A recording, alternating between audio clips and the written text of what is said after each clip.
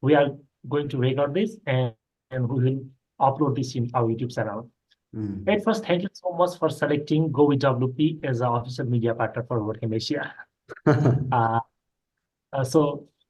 Like Siva, who is with the Go with WP ID, so he's taking care of all of this stuff. He was the WordCamp Asia edit team in last WordCamp in Taiwan, Thailand.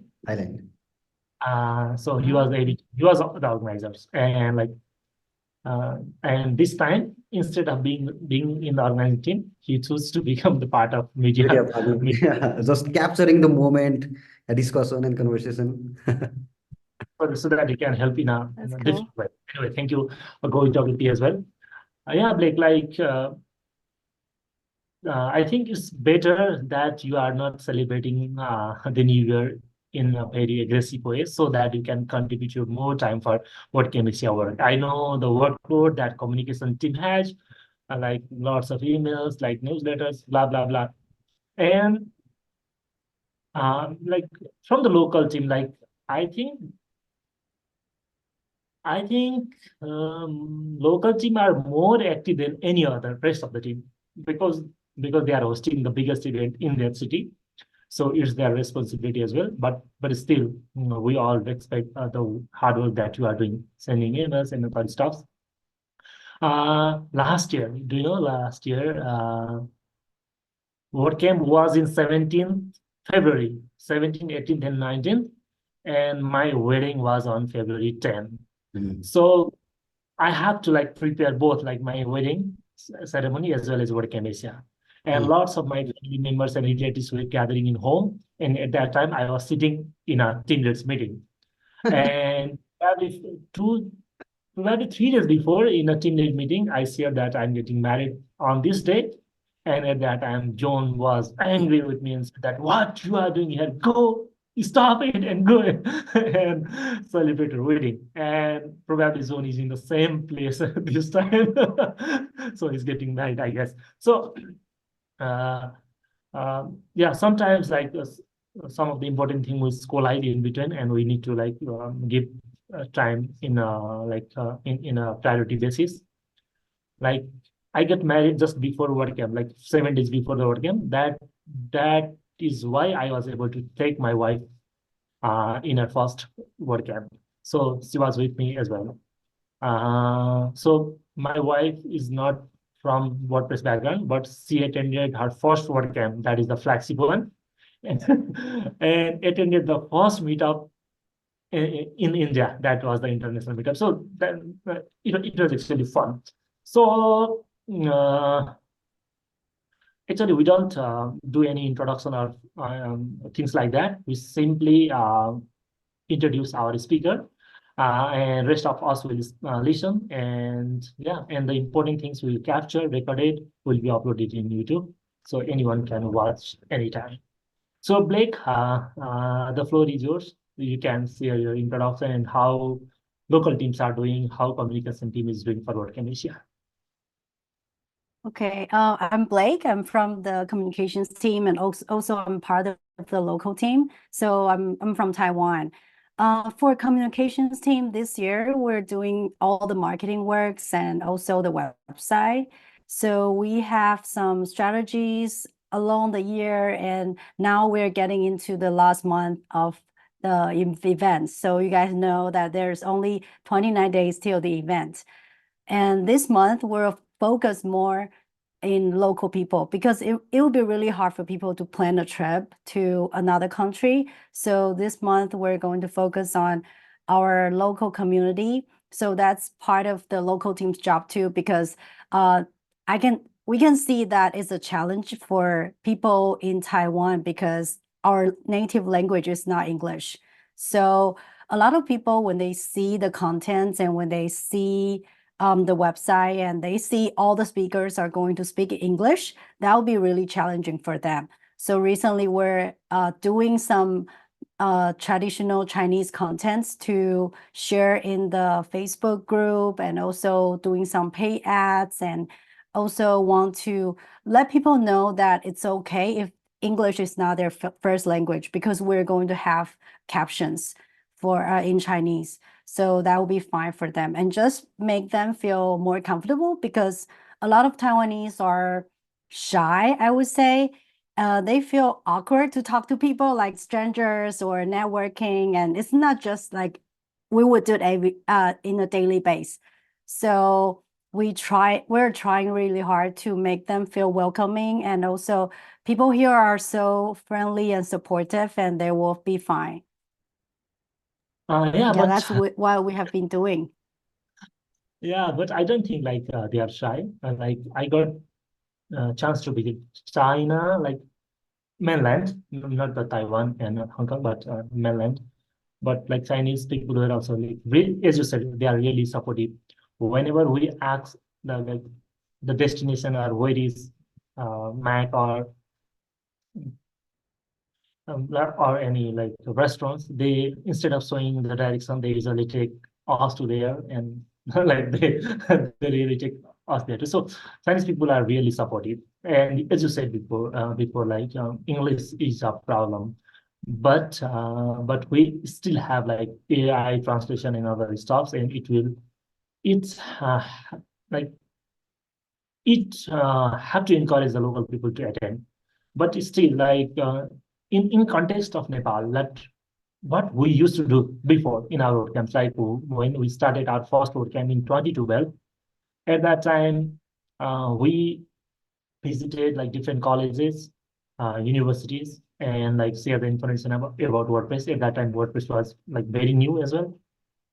And also we like talk with the company who are doing WordPress things and ask them to like at least send their like at least some of them, or try to send all of them their staffs to the event. So I think we can also do in that way. Local people can like reach out to the company who are doing WordPress things like that and ask them, because like attending a conference, attending a WordCamp is not a big deal. It's not expensive for local people. Like it's just a $30, and I think the company can manage, or the people can manage. But we can also do that. Like if they are not able to contribute that much amount of money as well, probably having local people in the WordCamp will add the value of it. Probably organizers can compensate some of them by giving some discount to them. So I think that would be a great idea. So the thing is that we can reach out to the local company who are doing WordPress, because if they are doing WordPress and if they are making money with WordPress, obviously they would love WordCamp. And probably we can also reach out with universities, we can show them like the beauty of the WordCamp, like the opportunity they can get, the things they can learn. In 2018, while I was organizing a WordCamp in my local town, like it's not Kathmandu, but it's another city. It's very small city, actually. And I had to like visited every colleges where like they take subject or computer. And I have to visit like many colleges every day, like every single day, and encourage them to like attend, encourage them to attend. And our initial idea was to have like 300 max attendees, but on the day, like the registration were like more than 480 people. So it was like almost double than that we were expecting. Means the marketing that we did, like mouth-to-mouth marketing, reaching to the college offices, was a great impact for me. So that was my idea. So I think local can reach out in that way. But I don't know like how is the culture, what is the process of reaching out to colleges and offices, because in our country we can simply give a phone call to the head of director or program manager, something like that. Hey, we are doing something, something, something.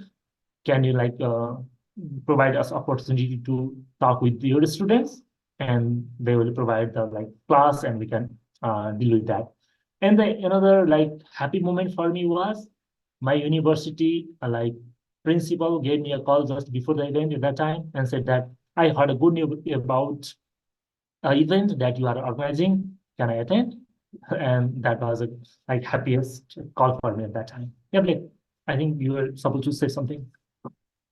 Oh, I was going to say, because in Taiwan, we actually tried to do that. Like we wanted to connect with university and schools, but in Taiwan, sometimes it's really strict that you cannot promote like because we sell tickets. So they would think it's like a commercial event. We cannot promote that in school, but we can connect with like professors or students.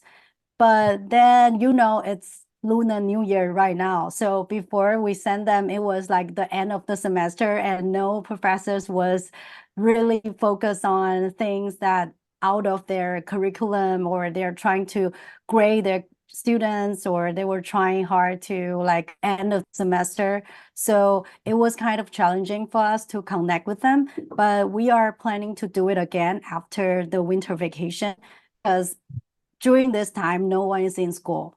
So they're not going to answer email, or they're not going to do anything.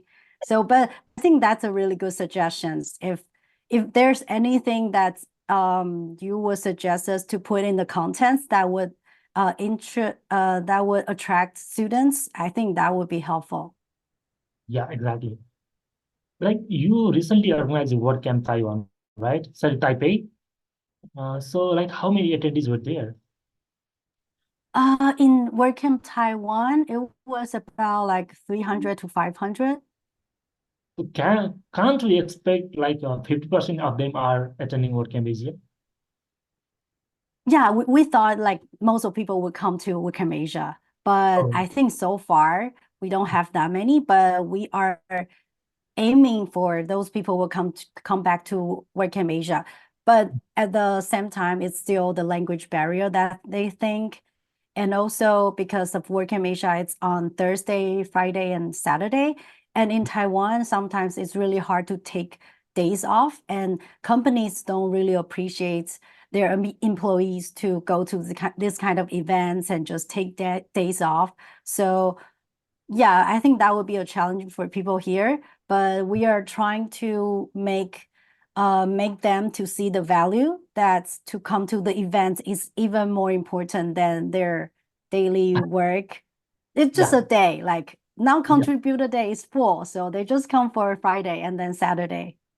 Exactly. So as I said before, we need to show the importance of attending the WordCamps rather than doing other things.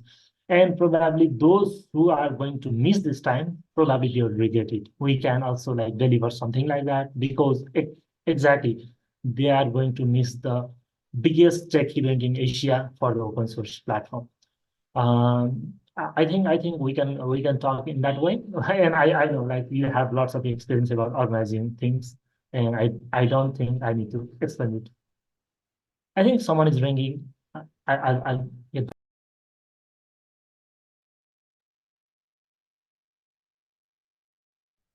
Did he say someone is ringing? Yeah, okay.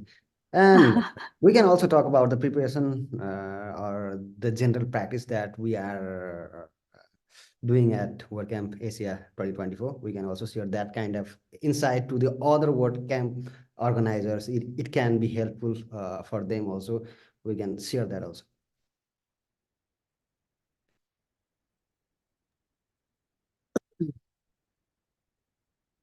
Sorry, is a question about like how we plan the whole WordCamp Asia? Oh, yeah. Okay. Oh, I can How talk that, about the how that idea came from, like so probably a history of like planning something like. okay, I cannot speak for other teams, but I can speak for our communications team. And I think at the beginning we put this communications job into three phase actually. So at first we're going to start with all the calls, like call for speakers, call for volunteers, call for sponsors. So it will be like just getting all the people together and help us to make this event successful. And the second phase, we put it as ticket sales. So we want to reach out to all the potential attendees, and we create this social series from last year. And we put some pictures from last year in Bangkok because it was really a fun event if you guys were there. I was not there, but I saw the video and the We were pictures. the organizers of that event. Oh, okay. Yeah. So you guys knew. And those pictures were really attractive. So we just put them up and make people feel excited about this. And And also we share some pictures about like WordCamps around Asia. Like WordCamp Taiwan was last year, and then WordCamp Tokyo. So a lot of different organizers go to these WordCamps in Asia. So that was fun too. Like a lot of people give feedbacks. And then the third phase would be the excitements, because we got the tickets, we got all the speakers, and we got sponsors. But then people are going to come to Taiwan. We want to build that excitement. So we share some information about travel, the lineup, and how to get eVisa, and also all the announcements. So that's the third part. And we want to get people ready for this event, and we want to make people to come to Taiwan without a problem. So I know you guys, if you are from Nepal, it's really hard for you to come to Taiwan. And I feel sorry about that, but we are trying really hard to get you guys here. Yeah, we really appreciate the hard work that a local team is doing for like visa and other stuffs. Still, like it's diplomatic things, and we can't actually do anything. Just accepting the process and submitted it. I applied for gold card and it's still under pending. I applied for eVisa, it's still under like revision and other things, and we have 29 days left. So sometimes it feels that like I will make it, but I still have like great hope that local team are doing hard and will be there. And my wife was already started like getting things ready for my Taiwan trip. Like, hey, well, you need this, and like it was missing somewhere, so I started finding and keep it in a safe place. So 29 days left. Like lots of preparation are needed. I know that like many of things are already concluded. Like I'm representing the contributors team. Like everything is on pace for our team. Communication is doing really well. Local teams are doing really well. Design teams is quite tired, I guess, because of workload, but they are also doing great. So Blake, probably I would like to ask you like why someone should attend WordCamp Asia in Taipei. Like what are the things except the events like knowledge sharing, networking is a primary thing, but there are lots of other things that they can expect in Taipei or in Taiwan, because Taiwan is a hub for like microchips and other stuffs. I heard that if you are very known about like putting things together, you can also assemble the iPhone or something like that. So some of them, some of my friends were saying that, hey, are you going to Taiwan? Yes.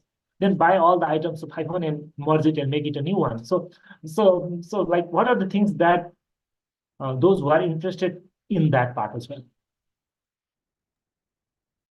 It's not my expertise. I don't know like how you can buy things and put them together, but I know there's a center in Taipei that it's actually sell a lot of like electronic stuff. And if you're really good at that, like you're experts, you can actually buy things and build like a computer, or you can build a phone or anything you want to experiment. And they sell it in a cheap price. And a lot of things are made in Taiwan. Those like tech stuff are made in Taiwan. So I guess they will be in good quality and also cheap. And you can just go into the building and then get everything in that building. It's called 光华商场. I can send you like the Google Map link later. Okay. So in Nepal, we don't have like authorized seller of like Apple products. So there are some sellers, but it's really expensive in our country, like Apple products, especially. Oh. So some of my friends were saying that like instead of buying here, I will wait 1 more month and I'll go to Taiwan, Taipei and buy it. So probably. So lots of my friends who know about WordCamps and other stuff related to WordCamps, and they were also pretty interested on those things like exploring the food, exploring the tech part of the Taiwan, because we all also heard lots about Taiwan export a lots of microchips to all around the world, and we are also using it.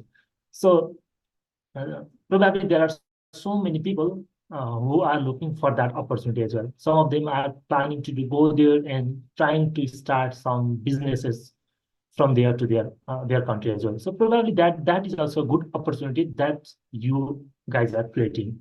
So it's a 3-day event, but there are probably you can stay few more days there and explore the opportunity. And there are so many local people that they can help them. As you said, we are going to send us the Google Map.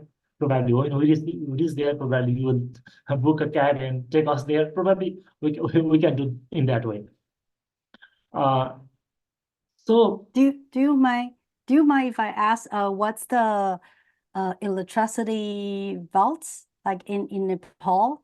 in 220 to 240. 220 to 240? Yeah, 220 to 240. Oh, okay.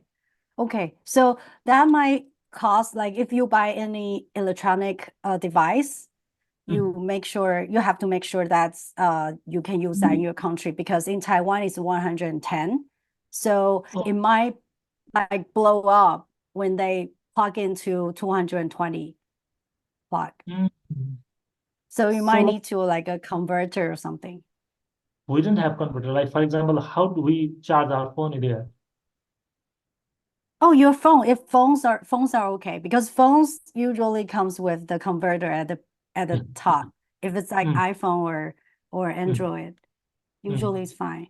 But with other device, for example, like hair dryer, if girls need hair dryer and they bring their countries, if they bring their country's hair dryer to Taiwan and it was for 220, in Taiwan it doesn't work because the volts is too low.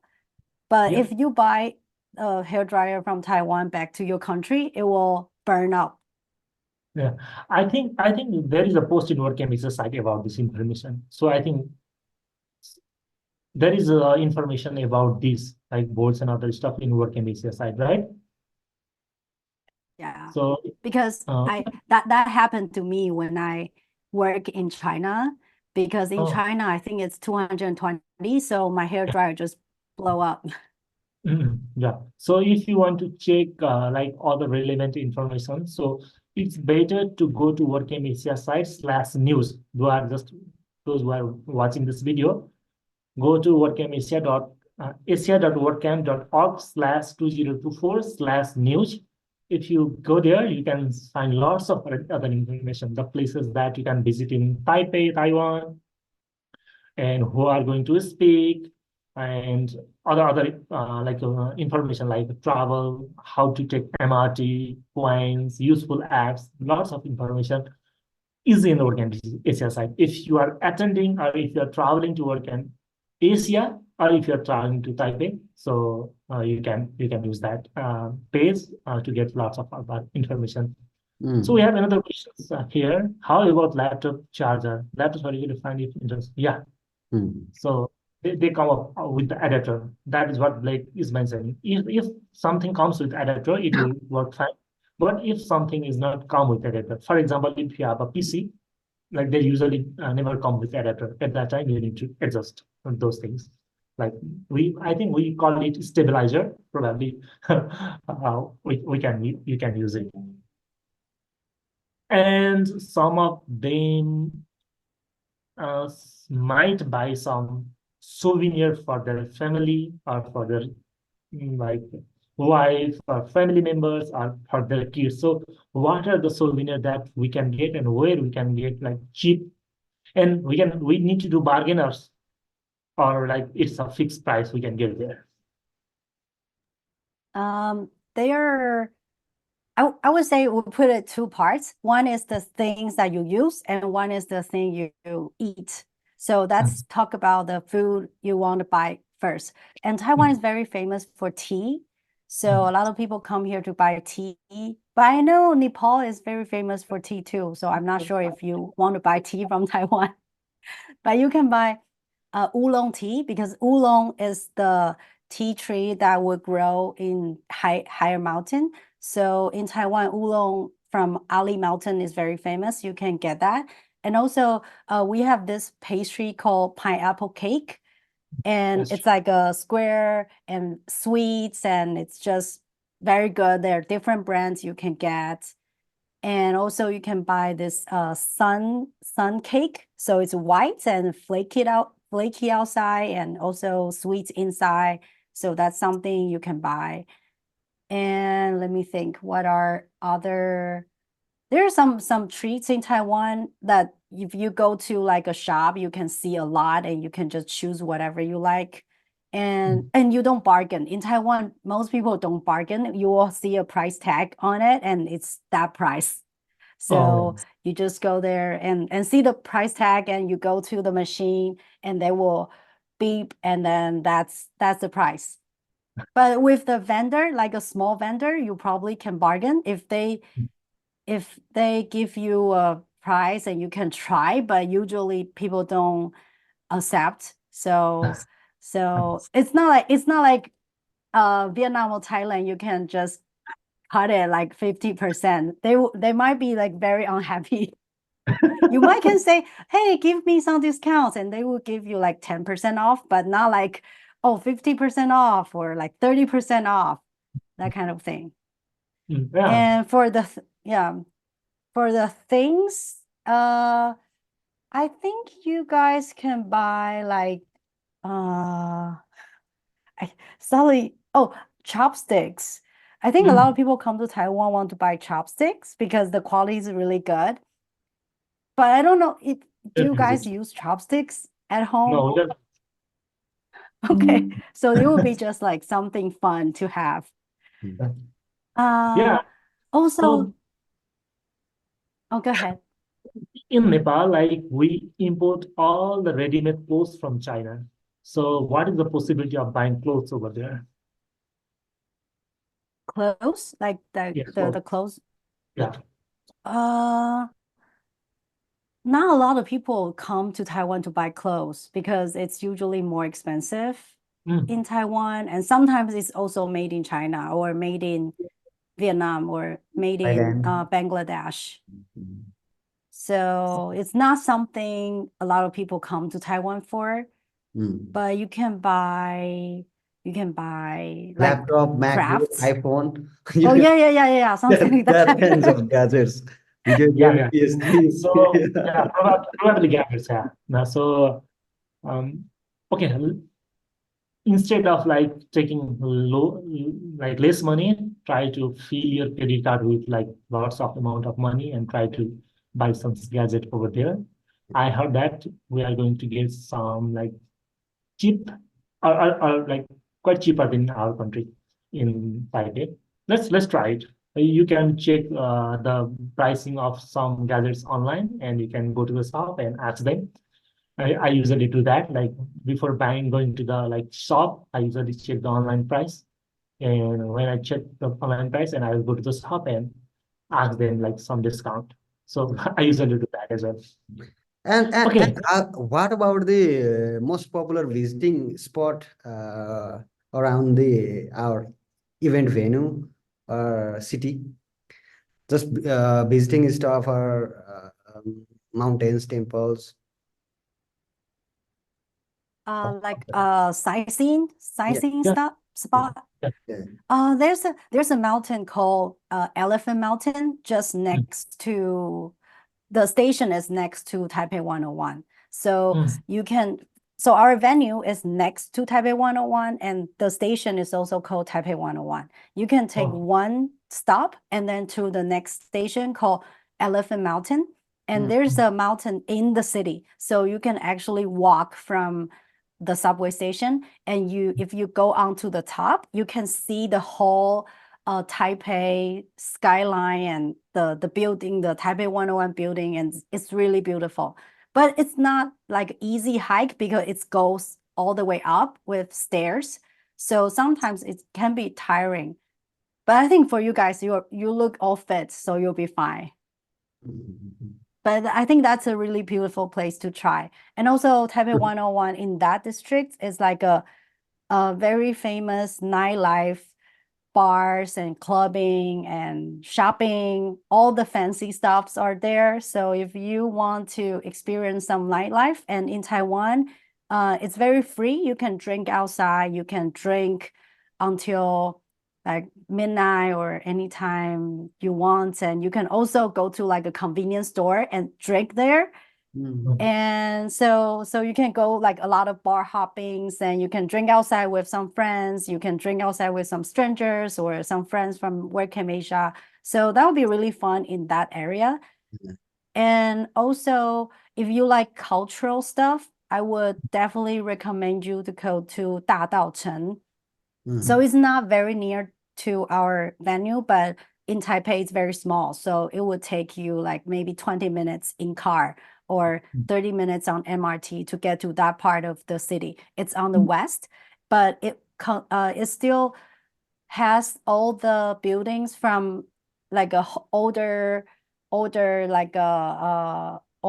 century. So it will have the lower buildings and with very historical buildings, and there are some shops. You can buy souvenirs there, you can buy food there, and you can take a lot of pictures. So that would be a very nice walk.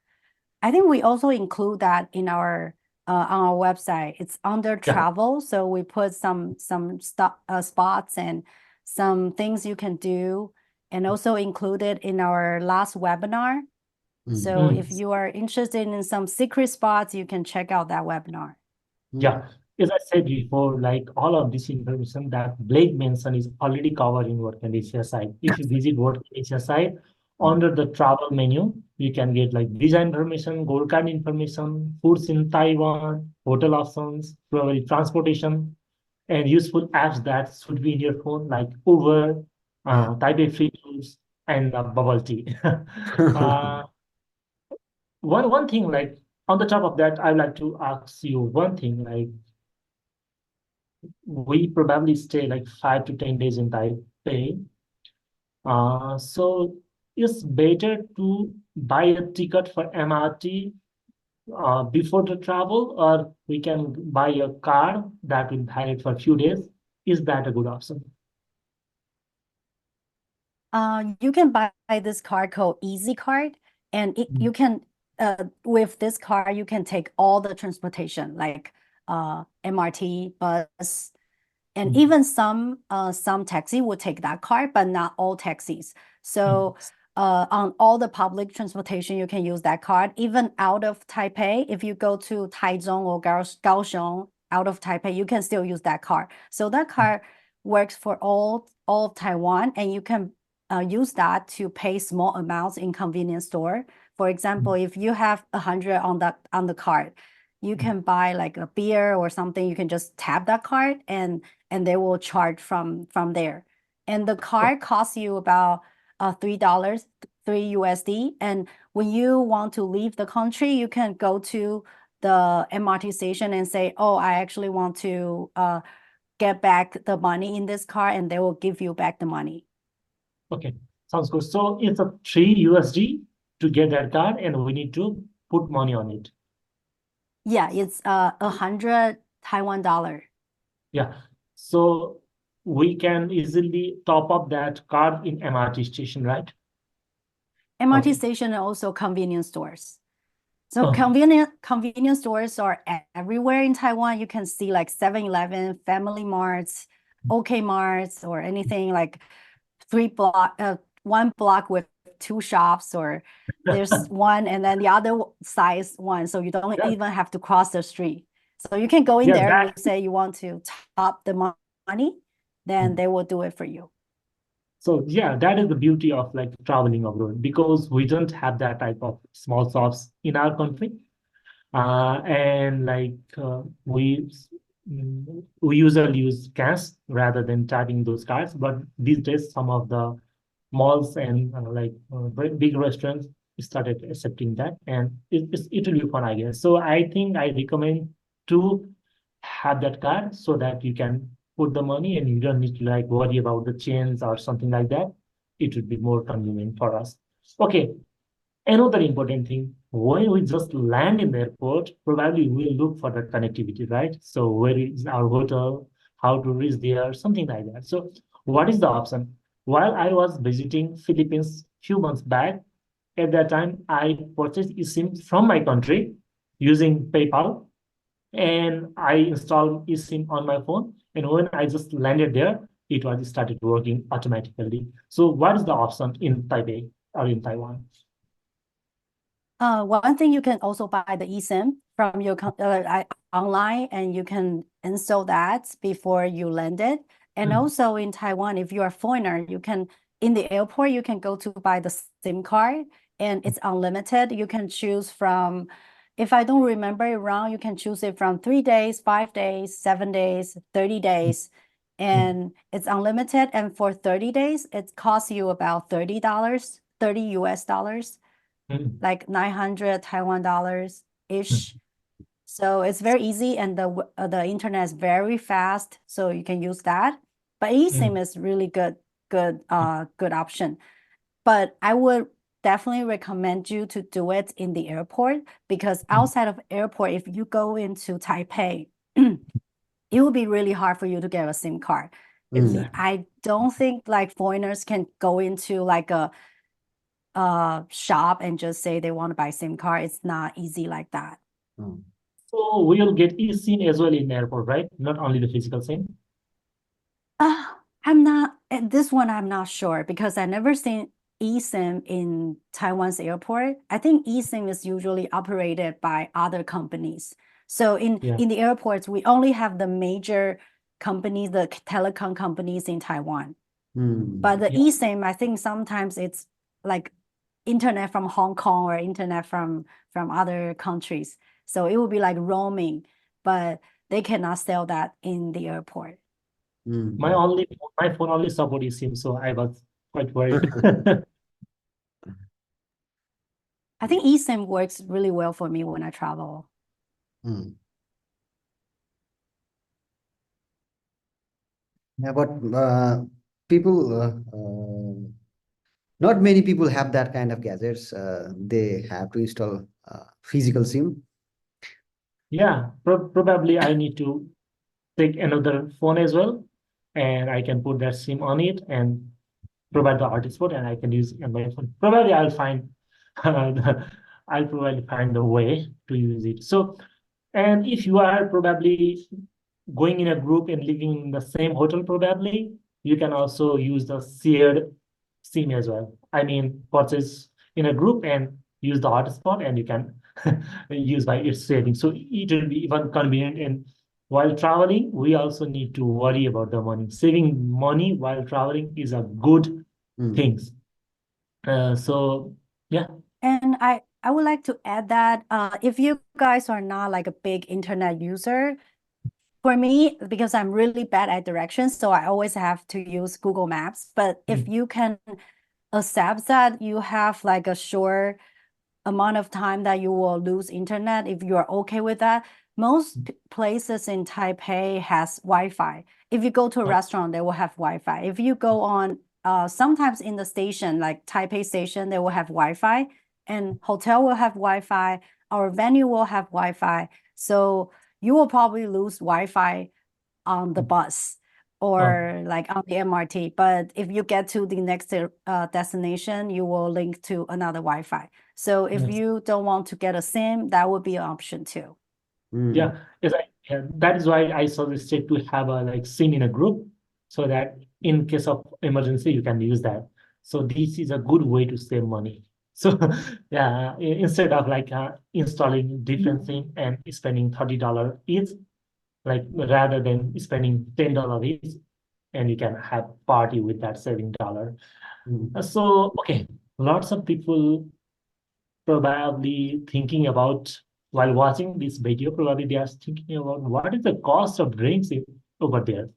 Like what is the cost of drinks? Like if someone want to have a beer, so what is the cost of drinks and other stuff like bubble tea and other things?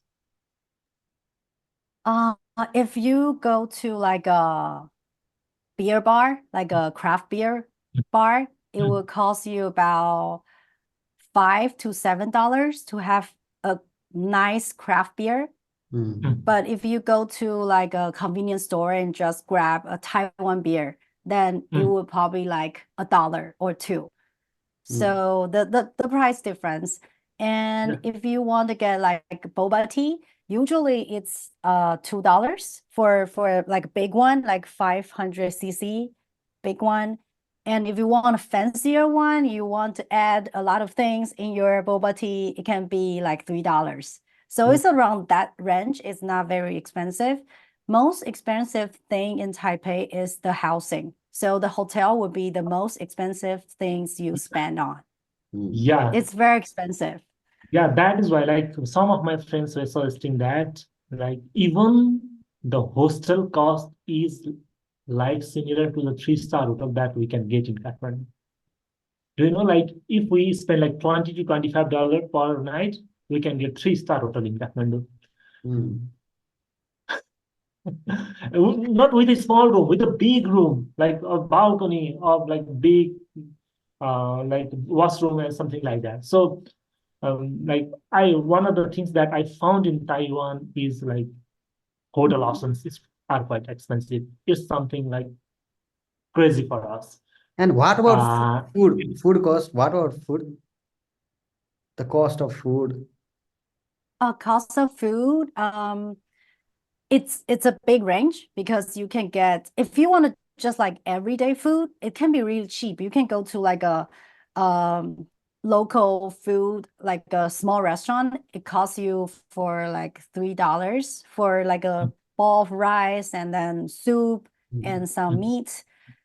And if you go to like a more mid-range restaurants, it can be $7 for a meal, $7 to $10 for a meal. And there are more high ends, like if you want to do like Western food, brunch, or fancy style, then it will be like 20 to 50-ish.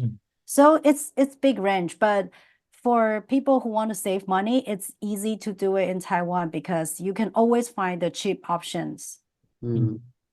Yeah, that is the beauty of China and Hong Kong, and I haven't been in Taiwan, probably in Taiwan. So they offer like so many food in a very cheap price. While I was visiting China at that time, I was really surprised about the food option they have, and the cost of drinks are really cheap at that time as well. So if you book the hotels, and if you are living in a like near to the venue, and if you are not spending most money in travel, probably your Taiwan travel is not going to be expensive, I guess. Only probably if you are coming from Nepal, India, probably Pakistan, Bangladesh, probably you have to do some transit in Thailand or China. Probably at that time you might need some local currency in that area. But I guess I'm so much excited to be in Taipei. What was Okay. that again? Sorry. So I'm so much excited to be in Taipei. So I have another stops. I think we have Subhasis from India joining from Kolkata. We have Kishore from Kathmandu. We have Praveen from Kathmandu and Umesh from Kathmandu. Umesh and Praveen are already applied for eVisa, I guess. So they are still waiting for the confirmation. I have no idea about Kishore, like if he's traveling or not. If yes, please let us know. Subhasis, do you have anything to share, or if you have any questions, or if you are planning to attend this time as well? If you are able to speak, or if not, you can send a message. Okay, so no problem. So like probably in the next edition of WordCamp Asia, and I'm still excited to know where is the next WordCamp Asia going to happen. Hello, Subhasis. Hello. Yeah, Hello, please. So yeah, just a lot of light here. Yeah. Oh, yeah, it's fine. It's fine. Yeah, now it's fine. Like Subhasis recently organized a career camp in his local community in West Calcutta. Bengal, Kolkata, India. and he was the speaker in WordCamp Asia 2023. That was held in Thailand. Sorry. He's the Hi, Blake. Very good evening from all of us to you. Nice having you over with us. So a lot of information, a lot of interesting information that we have received from you. And it's been a pleasure having you over. What happened to me, like I was pretty much interested about traveling to Taipei also, but then last year I was very much focused to attend WordCamp Europe.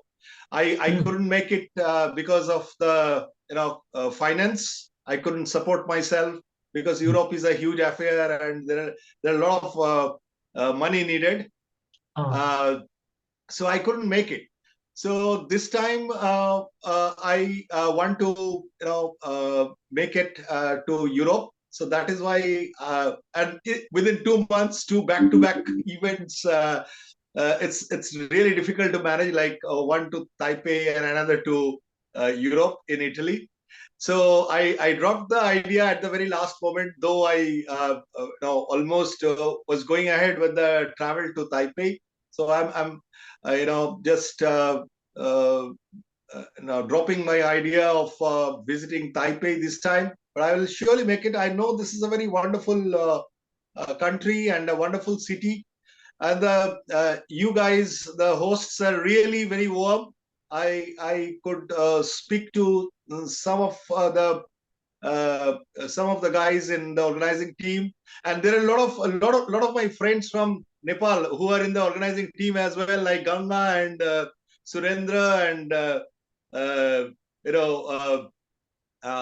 Reagan. So a lot of people are there. So I'm constantly in touch with them, and I'm really sorry. I'm really feeling bad that I'm not being able to make it this time to Taipei for WordCamp Asia. But yeah, sometime or the other, probably in a WordCamp in Taiwan, I'm sure Taiwan WordCamp will once again take place. So I'll surely make it. It's in my mind. Subhasis, thank you so much, but I am sure that you are gonna miss it. Probably. Yes, I know. Probably, You are correct. You are correct. Yeah. Yeah, absolutely. I know this is a big event. This is a big event. This is a big event. Yeah, absolutely. Yeah. I still remember the fun that we had last year. Yeah. Wonderful. I cannot forget. And I was really looking forward to meet you all in WordCamp Asia because I was planning to go. And then something I thought, let's plan it for Europe as well. So money matters. yeah. So in back-to-back 2 events in March and then June. So I thought let's drop this year's WordCamp Asia, drop the idea of visiting WordCamp Asia this year. If I can make it to Europe, that will be another milestone for me as well. Yeah, exactly. Yeah, I'm also looking forward for Europe, but I'm still not sure like what I'll do. But as you are also planning, if you are there, I'll be really happy. I'll try to. I'm looking for more companions, like-minded people. Yeah, exactly. So we have like almost 10 minutes left on our planned schedule. So Praveen, Umesh, if you have any questions or queries, please, the floor is open now. Well, I'm listening. I don't have actual question, but I am just waiting. I'm really excited for the event and waiting for eVisa. How you guys are doing really hard to make it. So probably I'm just waiting for the eVisa right now. After that, the eVisa, I'm planning for traveling and the other stuff. So right now we are excited, but again at the same time, still waiting for the visa process. That's don't worry, you miss. All of don't worry. God will definitely help you to get the visa. Don't worry, Umesh. Yeah, I hope so. Yeah, absolutely. Yeah. So yeah, Praveen, do you have anything? Okay, so probably not. So Blake, do you have anything to share? And if there is anything that you'd like to share, and if you have missed anything, you can also get. I'm just really happy to be here. I really want to go to Nepal, actually. I was Yes, planning yes, it. you should. You should. So you I have mean, to Nepal is such an amazing place. You should come, and the country is beautiful, small country, but the country is full of warm people like Kafle and all these guys. I mean, they can Sweaker. All these guys make a wonderful country. This Nepal, without them, Nepal is nothing. But these guys are awesome. They can feel you warm always, and just you plan won't it. feel you out of Mhm. home. Never Just, you just feel out of home. just plan it. You'll get the visa in the airport, so you don't need to worry about it. It's very easy to come to Really? Nepal. Yeah, you can simply I think you can yeah. I think for us, because I actually was going to plan it because last time when I was in India, I was going to go to India and then Nepal. But then I realized that for Taiwanese, it's kind of hard to go to Nepal. We need to apply for like a specific visa to get in. So I still need to check it out, but it's on top of my list. I really want to go. Okay, if you need any help, let us know. We can definitely help you Absolutely. on that process. Yeah. And just plan for it. Like Yeah, and back we are here to to back to WordCamp Asia. If you guys have any questions, feel free to reach out to us, and we have all the information. And also, if you want any recommendations about traveling or food or other things, that you can reach out to us, and we will try our best to help. I have to ask one question that is about the weather. So how will be the weather on maybe on March? March. Yeah. In March. March first week, Yeah. like that. How will be the weather? I think it's very cold in Nepal now, so you will feel probably warm in Taiwan. But because in spring the weather can be like different between each year. So make sure you prepare something to wear in the evening and in the morning. But during the day, I think you'll be fine. It's usually around 25 degrees or 21, and it doesn't get lower. So should be fine. You guys will feel very comfortable. We just hope it doesn't rain, because in Taipei, if it rains, it just sucks. It will rain nonstop. Yeah, don't forget to carry umbrella. So Yeah, we hope it's sunny and very nice. okay, Blake, thank you so much for your time. So on your busy schedule, you are here to give us some information. Probably this information that we talked today will really helpful for them. I think we already covered lots of these things in different webinars, but still, we need to put all the new information on the plate of attendees, so then they can get the fresh one. And even if they miss the previous one, they probably check this and get some idea. Our main goal is to let people know about the importance of attending WordCamp Asia, opportunity that they will get, and having the less burden travel to that country. So some of them might worried about the visa, but local people are doing really great. Some of them might worrying about the financial things. They also need to manage themselves as well, but because as an attendee, we all need to manage in that way, because we are not, as organizers, we are not going to help them for their tickets and accommodation. So we are very sorry for that. But if you are making a living from WordPress or from tech industry, I think it's better way to give back to the community by attending the flagship event as well. And if you are not able to communicate with the local organizers directly, please reach out to us. Probably you can comment in the video description, in the video below, in the YouTube, so that we can also get in touch with you, and we'll try to help you in a very convenient way. and hope to see you all in Taipei and have some cheers. Okay, thank you, everyone. Thank you. And thanks, Ganga and Sweaker for inviting me to this show as well. Thank you so much. Yeah. Thank you. Okay. Bye-bye. Bye-bye. Good Bye-bye. night. Bye bye. Bye guys.